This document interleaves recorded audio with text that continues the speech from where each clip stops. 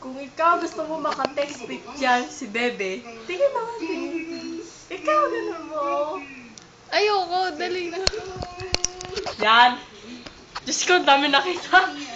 Kung gusto mo maging ka-textmate yan, naku, sinasabi ko sa'yo, bilang kapatid, huwag mo na i-text yan dahil, Diyos ko, nakaka-boring ka-text yan. Nakakatamad. Alam mo ba, minsan nga may nabasa ako. Kamusta ka na?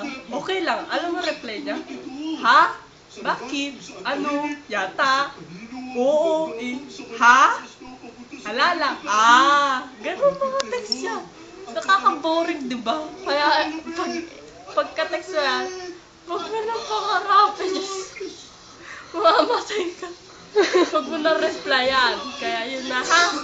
Tips lang, tips. Bow. Patawa na!